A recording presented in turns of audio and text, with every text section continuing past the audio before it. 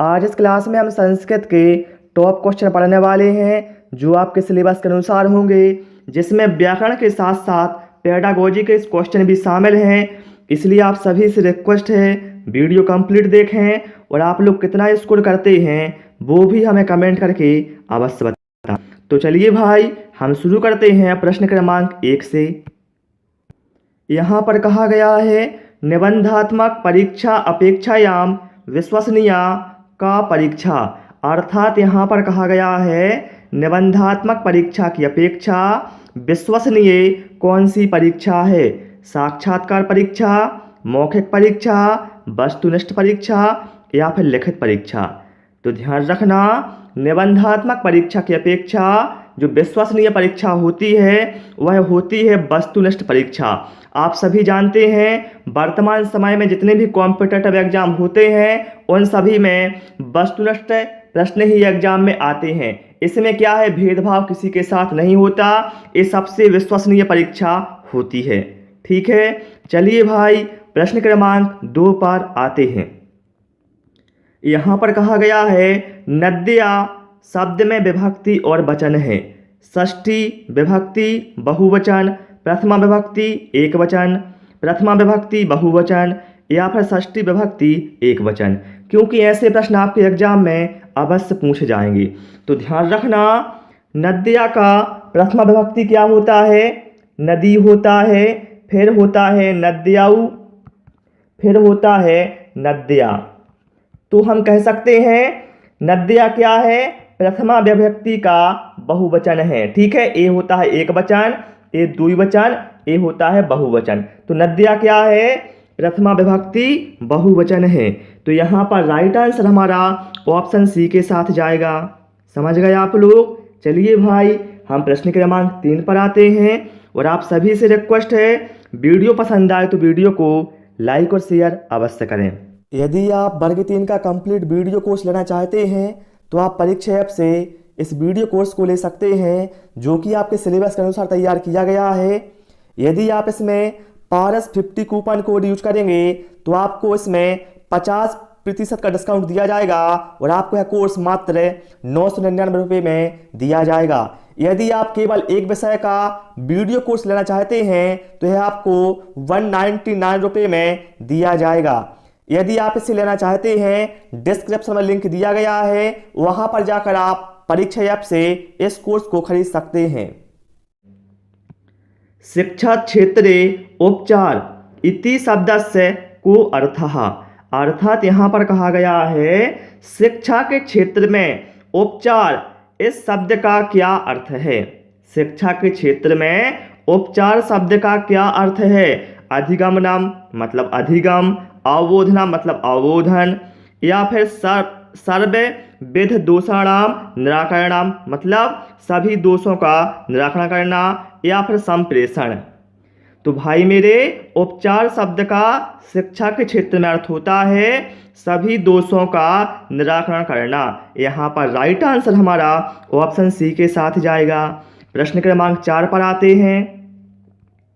फलम शब्दम लिंगम अस्ति, अर्थात यहाँ पर कहा गया है फल, फलम मतलब क्या है, फल, फल शब्द का लिंग क्या है, पुल्लिंग है, स्त्रीलिंग है, नपुंसकलिंग है या फिर सभी लिंग हैं। तो भैया फल शब्द कैसा है, एक नपुंसकलिंग है। कैसा है, नपुंसकलिंग है। तो यहाँ पर राइट आंसर हमारा ऑप्शन सी के साथ जाएगा। ओके, चलिए भाई प्रश्न क्रमांक 5 पर आते हैं। कहा गया है शिक्षणस्य मुख्य उद्देश्यम किम अस्ति, अर्थात यहाँ पर कहा गया है शिक्षण का मुख्य उद्देश्य क्या है। कहा है व्यक्ति धनदानम, व्यक्ति को धन दान करना। फिर क्या है आजीविको उपार्जनम मतलब आजीविका का उपार्जन करना। फिर क्या है व्यक्ति सर्वांगीण विकासः मतलब व्यक्ति का सर्वांगीण विकास करना। या फिर अध्यापक निर्माणम मतलब अध्यापक का निर्माण करना। तो देखिए शिक्षण का मुख्य उद्देश्य होता है व्यक्ति सर्वांगीण विकासः, व्यक्ति का सर्वांगीण विकास करना। यहाँ पर राइट आंसर हमारा ऑप्शन सी के साथ जाएगा। ओके, प्रश्न क्रमांक 6 पर आते हैं। और जिन साथियों ने अभी तक वीडियो को लाइक नहीं किया है, सभी से रिक्वेस्ट है वीडियो को लाइक करेंगे, चैनल को सब्सक्राइब भी कर लेंगे, जिससे आपको आने वाले समय में और भी नए नए वीडियो मिलते रहें। ये बहुत ही इंपॉर्टेंट प्रश्न है। कहा गया है सहयुक्ते अप्रधाने सूत्र किस विभक्ति का बोधक है। बताना है ये सूत्र है ये कौन सी विभक्ति का बोधक है। द्वितीय विभक्ति का, पंचमी विभक्ति का, तृतीय विभक्ति का या फिर चतुर्थ विभक्ति का।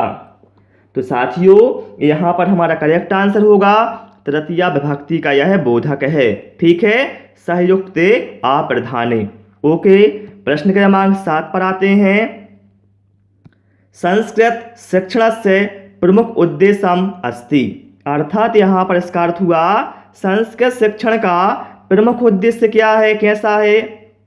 देखिए, बोधात्मकम मतलब बोधात्मक, ज्ञानात्मक मतलब ज्ञानात्मक, रचनात्मकम मतलब रचनात्मक या फिर सर्वाणी मतलब सभी। तो भाई मेरे संस्कृत शिक्षण का प्रमुख उद्देश्य होता है बोधात्मक भी होता है, ज्ञानात्मक और रचनात्मक ये सभी होता है। तो यहाँ पर राइट आंसर हमारा सर्वाणी मतलब सभी होगा। ठीक है, चलिए प्रश्न क्रमांक 8 पर आते हैं।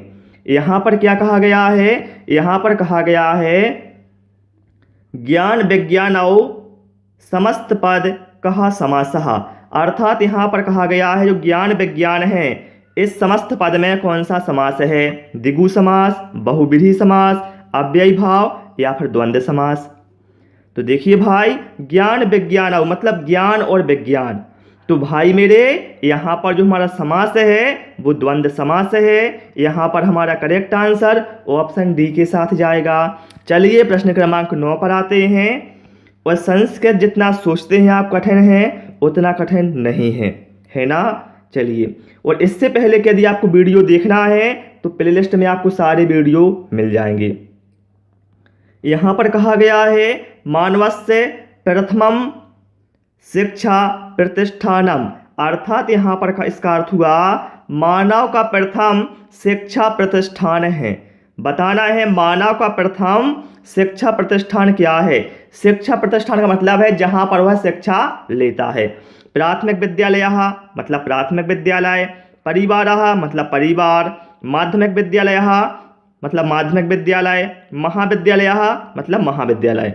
तो मानव का पहला या प्रथम शिक्षा प्रतिष्ठान होता है उसका परिवार। ठीक है, परिवार को ही बच्चे की प्रथम पाठशाला कहा जाता है।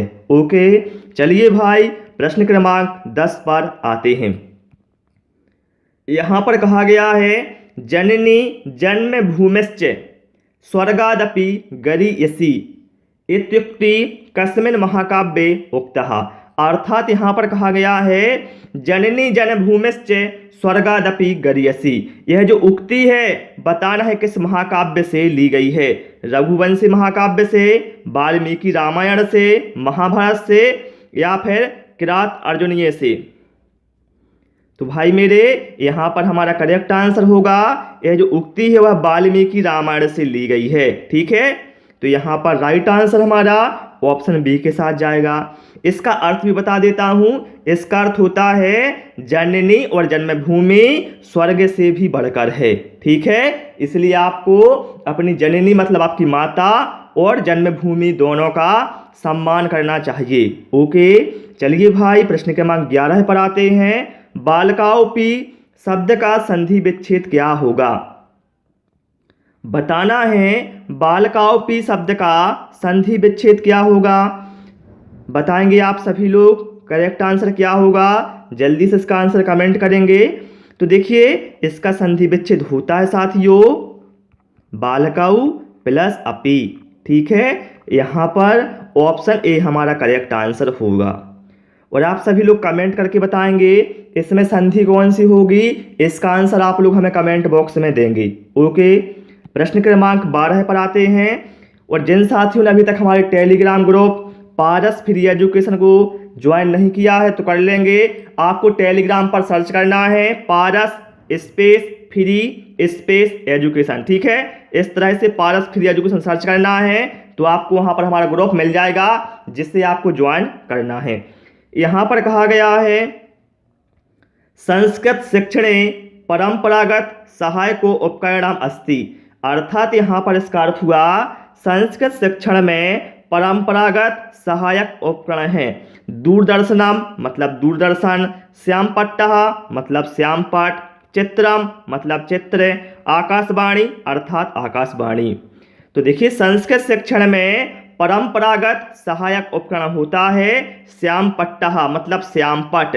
यहाँ पर हमारा करेक्ट आंसर ऑप्शन बी के साथ जाएगा। ओके, चलिए प्रश्न क्रमांक 13 पर आते हैं। क्या कहा गया है भाई यहाँ पर, पितृन शब्द में विभक्ति और वचन है। देखिए धातु रूप जरूर आते हैं और ये विभक्ति भी पूछी जाने वाली हैं, ये आपको जरूर ध्यान रखना है। बताना है पितृन शब्द में कौन सी विभक्ति है और कौन सा वचन है। तो देखिए मैंने यहाँ पर बताया हुआ है, पितृन मतलब क्या है, पिता। ठीक है, प्रथमा विभक्ति में क्या होता है, पिता, पितरौ, पितरः। द्वितीय विभक्ति में पितरम, पितरौ, पितरन। तो यहाँ पर पितरन क्या है, द्वितीय विभक्ति है और यहाँ पर ये बहुवचन है, ये द्विवचन है, ये एक वचन है। ठीक है, तो हम कह सकते हैं पितरन कैसा है, द्वितीय विभक्ति है और बहुवचन है। तो यहाँ पर देखिए द्वितीय विभक्ति और बहुवचन दिया है हमें ऑप्शन बी में, जो हमारा करेक्ट आंसर हो जाएगा। समझ गए आप लोग। चलिए भाई प्रश्न क्रमांक 14 पर आते हैं। देखते हैं क्या कहा गया है। संस्कृत भाषा शिक्षण से उत्तम विधि अस्ति। अर्थात यहाँ पर इसका अर्थ हुआ संस्कृत भाषा शिक्षण की उत्तम विधि है अनुवाद विधि ही, अर्थात अनुवाद विधि, लेखन विधि, परोक्ष विधि या फिर प्रत्यक्ष विधि। तो संस्कृत भाषा शिक्षण की उत्तम विधि होती है अनुवाद विधि। यहाँ पर हमारा करेक्ट आंसर ऑप्शन ए के साथ जाएगा। ओके, चलिए भाई प्रश्न क्रमांक 15 पर आते हैं। यहाँ पर कहा गया है स्वाध्याय प्रणाल्याः सोपानानि सन्ति। अर्थात यहाँ पर इसका अर्थ हुआ स्वाध्याय प्रणाली के सोपान हैं या फिर होते हैं।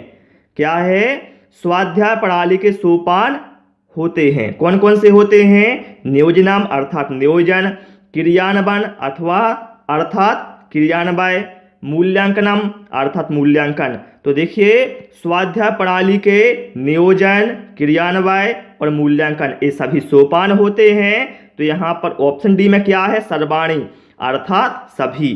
तो यही अपना करेक्ट आंसर हो जाएगा, सर्वाणी। ठीक है, तो प्यारे साथियों इस क्लास में हमने केवल 15 प्रश्न इंक्लूड किए थे। आपको क्लास कैसी लगी, कोई सुझाव है या कोई डाउट है तो आप कमेंट में पूछ सकते हैं, और आपने कितना स्कोर किया है वो भी साथ में बता दें। और क्लास में मज़ा आता है कि नहीं आता है, मतलब जो भी आप कहना चाहते हैं सब कुछ आप कमेंट में हमें बता सकते हैं। क्लास पसंद आए वो सभी से रिक्वेस्ट है वीडियो को लाइक करें, दोस्तों के साथ शेयर करें और नए नए वीडियो पाने के लिए चैनल को सब्सक्राइब करें। Thanks for watching this video.